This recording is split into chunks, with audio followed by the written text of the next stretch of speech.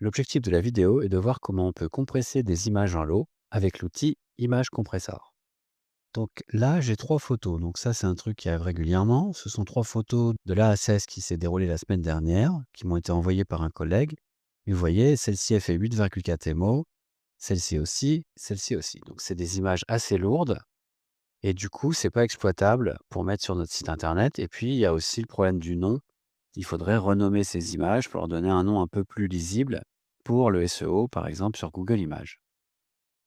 Donc, pour faire ça, je peux faire avec GIMP, mais le problème, c'est que je vais les faire une par une. Là, Image Compressor, il propose de le faire en lot.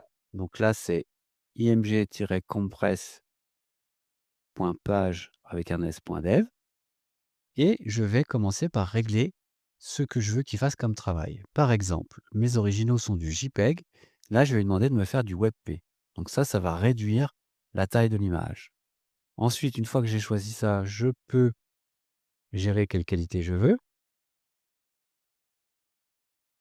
Je peux gérer ici lowless. Ça veut dire que il va réduire l'image en la changeant de format, mais il ne va pas opérer de compression. Il va garder la qualité de l'original. Donc là, je vais laisser le réglage par défaut. Dans Size, je pourrais lui dire de redimensionner, par exemple, mes images à un format prédéfini, par exemple en 1000 pixels de large au maximum, en gardant le ratio de l'aspect. Et ensuite, dans Color, je peux diminuer le nombre de couleurs. Alors ça, par exemple, c'est pour si vous voulez faire, par exemple, un GIF, vous réduisez le nombre de couleurs dans l'image. Moi, je ne vais pas utiliser ça. Et dans Advanced, vous avez tout un tas d'autres possibilités. Et ce qui m'intéresse là-dedans, moi, c'est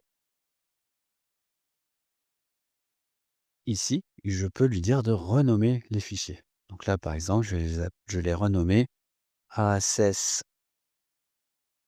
terme.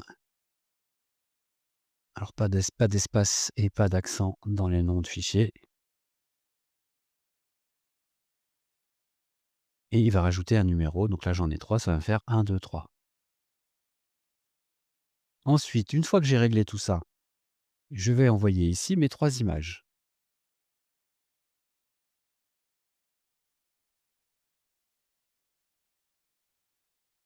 Ce qu'il faut savoir, c'est qu'elles ne sont pas envoyées en ligne. Tout se passe sur mon ordinateur. Donc ça, c'est assez pratique.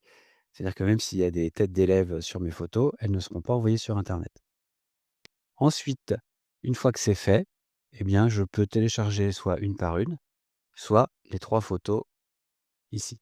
Vous voyez que j'ai gagné 97 de taille. C'était 8 MO, c'est devenu 230 kilooctets. Et si je télécharge cette image,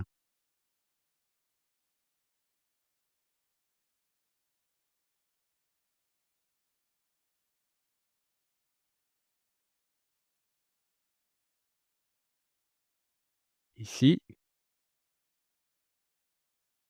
elle est là, propriété. Vous pouvez voir que dans la propriété de l'image, elle fait bien 1000 pixels de large. Donc il a transformé le format, il a transformé la largeur et il a renommé tout ça en une seule opération. Donc là, comme il m'en a fait 3 d'un coup, j'ai gagné un temps précieux. Alors il y a une autre fonctionnalité intéressante. Si je clique sur Compare, je peux voir le avant-après. Est-ce que j'ai perdu beaucoup en qualité ou pas?